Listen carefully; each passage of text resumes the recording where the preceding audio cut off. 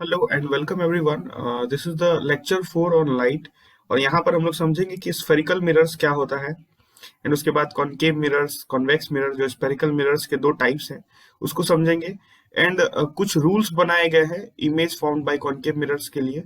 ठीक है, तो वो रूल्स भी हम लोग पढ़ेंगे। प्रीवियस वीडियो में हमने प्लेन मिरर पे जो न्यूमेरिकल्स हैं उनको सॉल्व किया है। ठीक है, सो स्टार्ट करते हैं इस वीडियो को। सबसे पहले समझते हैं कि स्फेरिकल मिरर्स क्या होता है। तो आपने स्फीयर का शेप आप जानते हैं, ठीक है, स्फीयर का शेप आप जानते हैं। तो स्फीयर के शेप का कोई भी मिरर, ठीक है, स्फीयर के शेप का कोई भी मिरर या स्फीयर से कटा हुआ शेप का, ठीक है। जैसे मैं एग्जांपल के तौर पे आप देखो, ऐसा स्फीयर आपका देखने को मिलता है। तो अगर आप स्फीयर का इस पार्ट को देखो, काट दोगे, यहां से यहां तक कट कर लोगे इस पार्ट को, ठीक है, ये वाला पार्ट आपने कट कर लिया एंड यहाँ इसको आप ऐसा लेकर के आ गए, ठीक है। तो इस वाले पार्ट को हम कहेंगे कि ये कॉनकेव पार्ट है और पीछे हमने क्या किया, सिल्वर कोटिंग। तो इसका मतलब क्या है, देखो कि अगर लाइट इधर से ऐसा आ रहा है तो ये इस तरफ को नहीं जाएगा, राइट हैंड साइड को नहीं जाएगा, इधर ही रिफ्लेक्ट हो जाएगा, ठीक है। तो ये इस तरीके से। तो अभी देखो मैं इसको थोड़ा सा इरेज करके आपको बता रहा हूँ, ठीक है।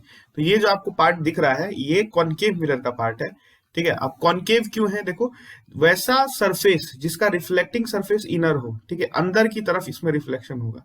अगर लाइट रेज आएगा, ठीक है, यहाँ पर ऐसे लाइट रेज अगर आ रहा है तो ये इसका जो रिफ्लेक्शन होगा वो अंदर की तरफ होगा, ठीक है, अंदर की तरफ रिफ्लेक्शन होगा।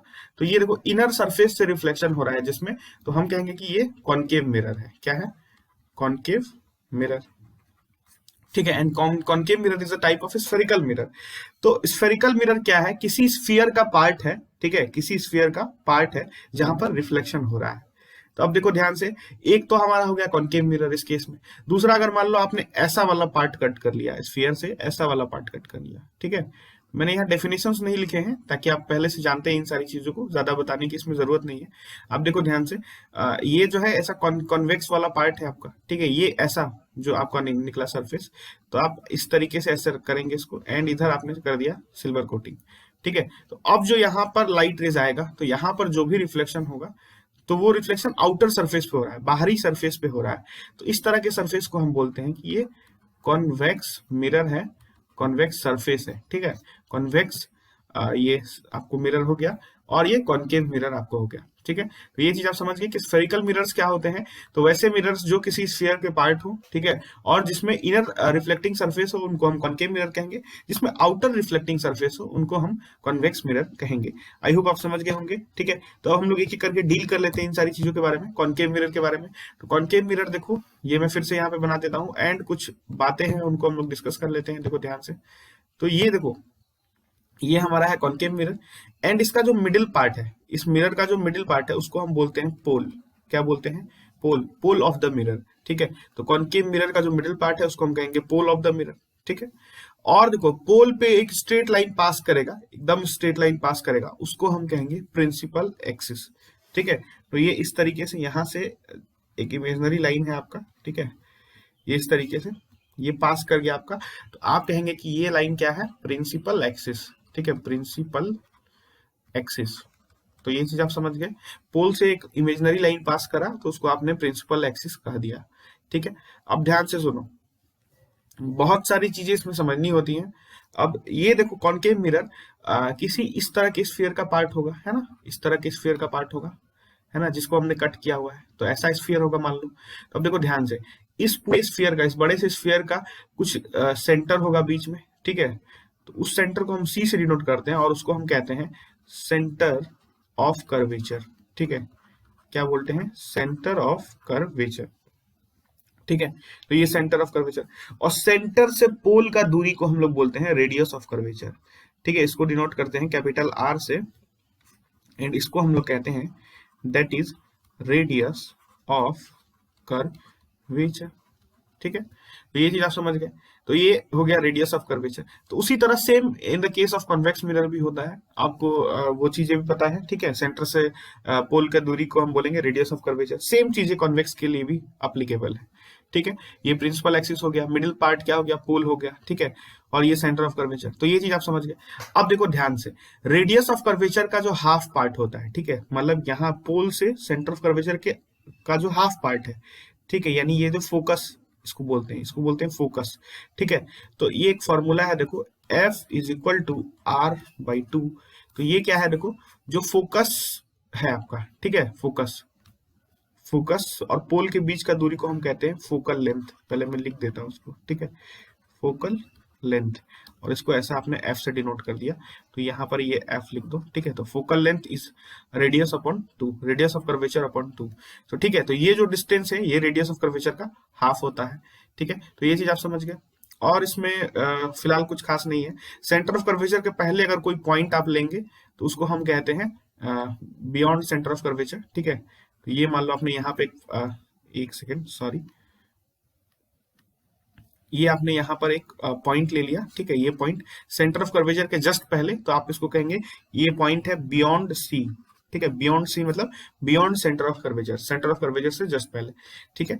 एंड अगर आपने कोई पॉइंट दूर पे ले लिया तो उसको हम कहेंगे कि वो इन्फिनिटी पे है। लेट्स से अगर आपको उस पॉइंट का मतलब एग्जैक्ट लोकेशन नहीं पता, उस चीज का जो भी रखा हुआ है दूरी पे, तो आप कहेंगे कि वो इन्फिनिटी पर है। तो ये चीज था खैर कॉन्केव मिरर के बारे में, ठीक है, कि उसका मिडिल पार्ट को हम पोल कहते हैं, पोल से जो नॉर्मल लाइन गया हुआ है, ठीक है, उसको हम कहेंगे प्रिंसिपल एक्सिस, एंड उसके बाद जो स्फीयर का पूरा सेंटर होता है उसको हम बोलते हैं centre of curvature. Centre of curvature से पोल का दूरी को हम कहते हैं रेडियस ऑफ कर्वेचर, और जो फोकल लेंथ है, जो पोल और फोकस के बीच का दूरी है, उसको हम बोलते हैं फोकल लेंथ, ठीक है। और उसका रिलेशन है focal length is radius of curvature upon 2। तो ये चीज आप समझ गए। अब देखो मैं इसको इरेज करके कुछ कॉन्केव मिरर की प्रॉपर्टीज के बारे में आपसे डिस्कस करना चाहता हूँ। तो देखो मैं फिर से यहाँ पे कॉन्केव मिरर मैंने यहाँ पे बना लिया, ठीक है। अब देखो ध्यान से यहाँ पर जैसे देखो ये इस तरीके से, ठीक ना। तो अभी बताओ, इससे मान लो पैरेलल लाइट रेज ऐसा आ रही है, ठीक है, ऐसे पैरेलल लाइट रेज, मान लो ये भी एक पैरेलल लाइट रेज इधर से आया इस तरीके से, ठीक है। तो देखो ये जब भी कॉन्केव मिरर से रिफ्लेक्ट होंगी, कॉन्केव मिरर से रिफ्लेक्ट होंगी, तो एक पॉइंट पे आकर के कन्वर्ज हो जाएंगी, ठीक है, एक पॉइंट पे आकर के कन्वर्ज हो जाएंगी। और ये पॉइंट, जिस पॉइंट पे आकर के कन्वर्ज होंगी, उस पॉइंट को हम कहते हैं कि ये पॉइंट है फोकस, ठीक है, उस पॉइंट को फोकस बोलते हैं। ध्यान से सुनो, तो कॉन्केव मिरर के केस में जहां पर पैरेलल लाइट रेज आके एक जगह कन्वर्ज हो जाती है, एक जगह मीट अप हो जाती हैं, ठीक है, उस पॉइंट को हम कहते हैं फोकस, और उसी फोकस का पोल से दूरी को हम कहते हैं फोकल लेंथ, ठीक है। उसी फोकस का पोल से दूरी को आप क्या कहेंगे, फोकल लेंथ। तो ये चीज आप समझ गए आई गेस, ठीक है। तो ये चीज आपको ध्यान रखना था इसमें कॉन्केव मिरर के केस में। अब हम लोग चलते हैं कॉन्वेक्स मिरर के केस में।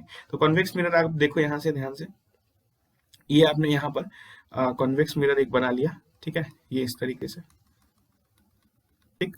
तो अब देखो यहाँ पर लाइट रेस पैरेलल आ रही हैं, ठीक है, इस तरीके से, ठीक। देखो लाइट रेस क्या होगा, ध्यान से देखो, ये डाइवर्ज हो जाएंगी, ठीक है, ये डाइवर्ज हो जाएंगी किसी दूसरी तरफ। इधर से लाइट रेज आया एंड ये एक डाइवर्ज हो गया इधर, ठीक है। डाइवर्स मतलब स्प्रेड आउट हो गया, फैल गया इधर उधर। तो देखो अब इस कॉन्वेक्स मिरर का जो है आपका सेंटर ऑफ कर्वेचर या फोकस, ये किधर होगा, इधर होगा, है ना, इस तरफ को होगा। तो आप ध्यान से देखो, तो हम मान लेते हैं ऐसा इमेजनरी कि ये जो लाइट स्प्रेड आउट हुई है, ये किसी एक पॉइंट पे आकर के इधर कन्वर्ज हो गई है, ठीक है, और उस पॉइंट को हम मान लेते हैं कि वो है फोकस, एंड उस फोकस का दूरी पोल से हम कहेंगे फोकल लेंथ, ठीक है। तो ये चीज आप समझ गए। कॉन्वेक्स मिरर के केस में लाइट रेज क्या होता है, डाइवर्ज हो जाता है, ये ध्यान रखना है आपको, डाइवर्ज हो जाता है लाइट रेज, ठीक है, लाइट रेज इधर उधर भाग जाते हैं, ठीक है, स्प्रेड आउट हो जाते हैं। कॉन्केव मिरर के केस में लाइट रेज क्या हो जाता है, कन्वर्ज हो जाता है, ठीक है, कन्वर्ज हो जाता है। तो अब ध्यान से देखो, तो कॉन्केव मिरर को इसीलिए कई बार कन्वर्जिंग मिरर भी कहते हैं। कन्वर्जिंग मिरर मतलब जहां पे वो लाइट रेज को एक जगह मीटअप करा देता है, कन्वर्जिंग मिरर। और कॉन्वेक्स मिरर के केस में उसको कहते हैं डाइवर्जिंग मिरर, ठीक, डाइवर्जिंग मिरर मतलब लाइट को स्प्रेड आउट कर देता है, इधर उधर बिखेर देता है, ठीक है। तो ये इमेजनरी फोकस है, आप कह सकते हैं, ऐसा कुछ होता नहीं है रियल में, बट हम ऐसा मान लेते हैं कि लाइट रेज ऐसा पैरेलल आ रही हैं।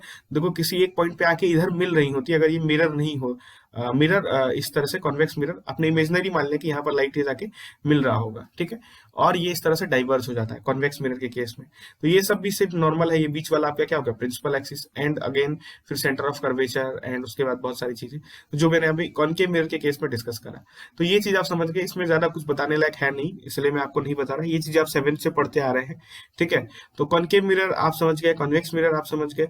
अब हम लोग देखो बहुत कुछ चीजें समझेंगे कि किस तरीके से कॉनकेव मिरर के केस में इमेजेस बनते हैं। अलग अलग जगहों पर हम ऑब्जेक्ट को रखेंगे और इमेजेस कैसे बनेंगे। जैसे मैं अगर एग्जांपल पे लूं, देखो ध्यान से, कॉनकेव मिरर का एग्जांपल अगर लूं तो ये आपका हो गया क्या, प्रिंसिपल एक्सिस है ना, ये हो गया आपका प्रिंसिपल एक्सिस, ठीक है। एंड देखो, तो आप ऑब्जेक्ट, ये हो गया आपका मान लो फोकस, ये हो गया आपका सेंटर ऑफ कर्वेचर, ये हो गया एक point beyond centre of curvature and this is infinity. तो आप ऑब्जेक्ट्स को अलग अलग पोजीशन पे रखेंगे, ठीक है, ये आपका पोल है। देखो ध्यान से, आप ऑब्जेक्ट्स को रखेंगे एक बार इन्फिनिटी पे, फिर एक बार बियॉन्ड सेंटर ऑफ कर्वेचर, फिर एक बार सेंटर ऑफ कर्वेचर पर रखेंगे, देन उसके बाद सी एफ के बीच में रखेंगे, देन फोकस पे, देन फिर अगेन पोल और फोकस के बीच में। तो ऑब्जेक्ट को देखो टोटल 6 केसेस में आपको रखना है, एक बार इन्फिनिटी, एक बार सेंटर ऑफ कर्वेचर के पहले, एक बार सेंटर ऑफ कर्वेचर पर, एक बार सी एफ के बीच में, एक बार फोकस पर एंड एक बार पोल और फोकस के बीच में। तो ये 6 केसेस पढ़ने हैं आपको कि हम ऑब्जेक्ट को जब इन पोजीशंस पे रखेंगे तो इमेज का फॉर्मेशन कहाँ पे होगा, इमेज का नेचर कैसा होगा, ये सारी चीजें पढ़नी है आपको, ठीक है। तो उसके लिए कुछ रूल्स हैं, ठीक है, उसके लिए कुछ रूल्स हैं। जो इमेज बनेगा वो इमेज को हमको डायग्राम के तौर पे पढ़ना है कि डायग्रामेटिकली हम किस तरीके से उस इमेज को आप बता सकते हैं कि कैसा इमेज है, ठीक है। तो डायग्राम के थ्रू पढ़ने के लिए उसको कुछ रूल्स हैं, उन रूल्स को पढ़ना जरूरी है। तो इसीलिए यहाँ पर हेडिंग में आप देखेंगे लिखा हुआ है rules for obtaining images formed by concave mirror. मतलब ऐसे रूल्स पढ़ेंगे जिससे इमेज किस तरह से कॉनकेव मिरर में बनते हैं उनके लिए, ठीक है। तो वो रूल्स का यूज करके हम रे डायग्राम बनाएंगे, देन समझेंगे कि इमेजेस किस तरीके से कहाँ कहाँ पर किन पोजीशंस पर फॉर्म हुए हैं, कैसे इमेजेस फॉर्म हुए हैं, ठीक है। तो उसके लिए रूल्स है। पहला रूल आप कह सकते हैं, पहला रूल आप नोट करके लिख सकते हैं। देखो ये मान लो यहाँ पर ऐसा इस तरीके से ये आपका कॉनकेव मिरर है, ठीक है। तो ये प्रिंसिपल एक्सिस है। तो अगर कोई ray of light parallel to the principal axis अगर जा रहा है मिरर के पास तो वो फोकस से पास करता है। तो ये फर्स्ट रूल है कि ये ray of light coming going parallel to the principal axis passes through the focus, ठीक है। तो ये चीज आपको ध्यान रखनी है कि कोई रे ऑफ लाइट अगर पैरेलल है प्रिंसिपल एक्सिस के तो वो फोकस से पास करेगा ही करेगा। दूसरा देखो, जस्ट इसका अपोजिट आप कह सकते हैं। फिर से आपने कॉनकेव मिरर यहाँ पर बना लिया, ठीक है। दूसरा क्या है, फिर से आपने प्रिंसिपल एक्सिस से बना लिया। तो अगर कोई रे ऑफ लाइट अगर आपने फोकस से पास करा दिया, ठीक है, फोकस से आपने रे ऑफ लाइट पास करा दिया तो वो पैरेलल हो जाएगा प्रिंसिपल एक्सिस के। This is the second rule. ये चीज आप याद कर सकते हैं। जस्ट अपोजिट है फर्स्ट वाले का। आप देखो पहले वाले में क्या है, आपने parallel to the principal axis भेजा तो वो फोकस से पास कर गया। दूसरे वाले में क्या है, फोकस से अगर रे ऑफ लाइट आपने भेजा तो वो पैरेलल हो गया प्रिंसिपल एक्सिस के, ठीक है। तो ये चीज आप समझ गए होंगे। थर्ड रूल मैं आपको बता दूं यहाँ पर। थर्ड रूल जो है आपका देखो ये ऐसा है, ठीक है। देखो अब मान लो एक रे ऑफ लाइट अगर इस तरीके से आ रहा है, ठीक है, डायरेक्टली पोल पे इंसिडेंट हो रहा है, ऐसा पोल पर इंसिडेंट हो रहा है तो वो सेम एंगल प्रिंसिपल एक्सिस से बनाता हुआ निकल जाएगा, ठीक है। तो ये देखो ध्यान से, अगर एक रे ऑफ लाइट डायरेक्टली पोल पे इंसिडेंट हो रहा है तो वो सेम एंगल बनाएगा प्रिंसिपल एक्सिस के साथ। तो ये है आपका थर्ड रूल। तो आई गेस आप ये थर्ड रूल समझ गए होंगे। अब जो फोर्थ रूल है आपका, एंड ये वाला रूल देखो आप, इसमें क्या है, एक कॉनकेव मिरर है, ठीक है, इस तरीके से, और ये इसका सेंटर ऑफ कर्वेचर है। तो अगर एक रे ऑफ लाइट अगर आप सेंटर ऑफ कर्वेचर से पास कराएंगे, ठीक है, एक रे ऑफ लाइट अगर आप सेंटर ऑफ कर्वेचर से पास कराएंगे तो वो उसी पाथ के अलोंग रिफ्लेक्ट हो जाएगा, ठीक है। ऐसा लाइट रे गया एंड देन रिफ्लेक्ट होकर उसी पाथ के अलोंग आ गया। तो ये अगर आप, ये कब होगा, जब सेंटर ऑफ कर्वेचर से आप लाइट रेस को पास कराएंगे। तो ये कुछ रूल्स थे जिनकी मदद से हम लोग कॉनकेव मिरर के केस में इमेज कैसे बनेगा, ठीक है, रे डायग्राम के थ्रू समझेंगे। तो वो वीडियो नेक्स्ट वीडियो होगा। मैंने वीडियो काफी छोटा रखा है, 13-14 मिनट का वीडियो है, आप आसानी से इसको देख सकते हैं, ठीक है। और ज्यादा कुछ भी है नहीं इस वीडियो में, नॉर्मल वीडियो था। तो thanks for watching the video. अगर वीडियो पसंद आई तो चैनल को सब्सक्राइब जरूर करना एंड शेयर करो इस कंटेंट को, जितना ज्यादा आप शेयर कर सकते हैं ताकि मुझे सपोर्ट मिल सके एंड मैं ऐसा ही अच्छा अच्छा कंटेंट आपके लिए लेकर के आ पाऊं। So till then, thank you.